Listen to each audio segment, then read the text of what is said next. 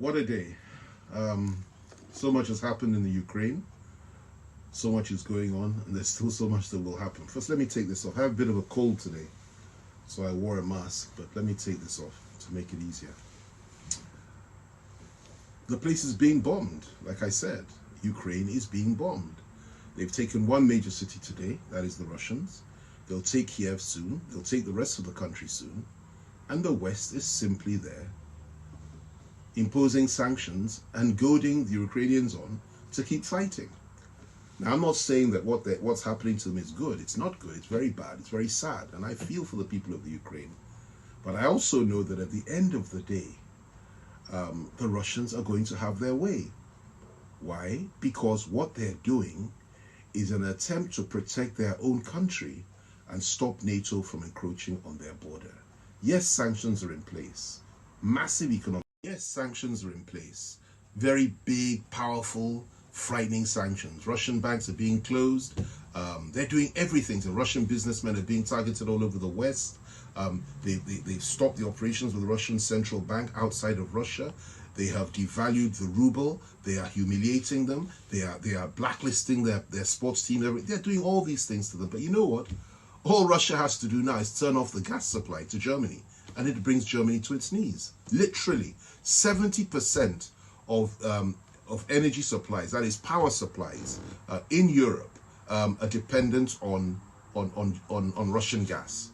They shut that pipeline down. Certainly Germany goes to its knees, and most of Europe suffers from it. And, you know, like somebody said, a British soldier said recently, that at the end of the day, you know, nothing's going to happen because France will not be able to stand for long. At the end of the day, the Brits themselves will have to come. At the end of the day, the Brits themselves will have to come in and try to save the day, and the Americans will come in late. This is the issue. This is the problem.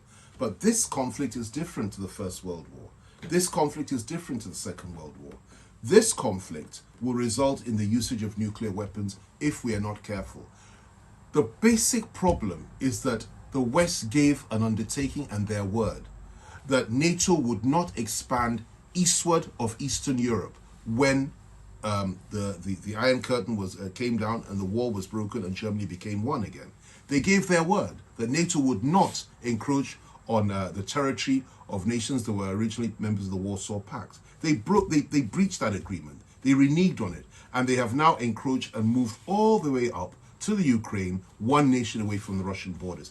The Russians cannot and will not accept this. And I want to send this message out to the world that we need to do a lot more in terms of balanced viewing. We need to do a lot more in terms of understanding the situation.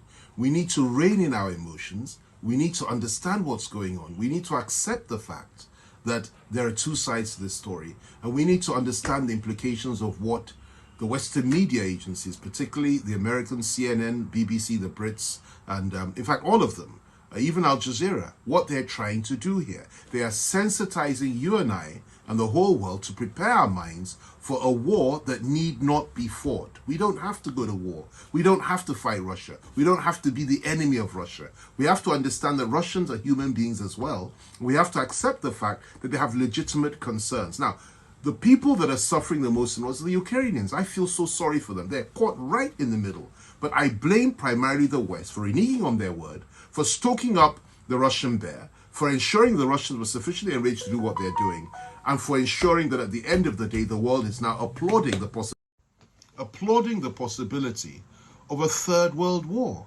And we don't want that. We must not allow ourselves to be comfortable with that thought that, oh, let's just cross over with NATO and liberate the Ukrainians. Let NATO just do what they have to do and kick the Russians out of the Ukraine. It'll never happen. No matter how heroic you think the Ukrainian president is, no matter how much you love him, at the end of the day, the people that will control the Ukraine are the Russians.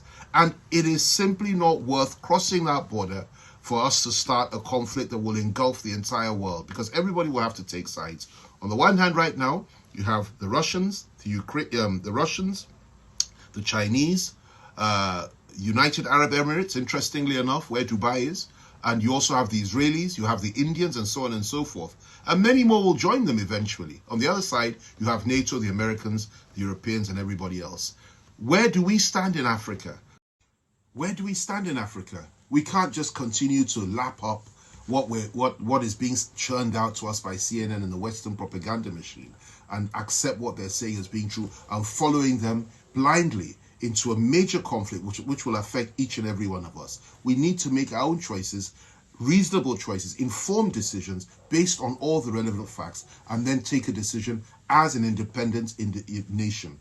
Nigeria is independent. We must be able to think this through, maintain the peace, take a neutral position, and understand the fact that there's far more to this than meets the eye.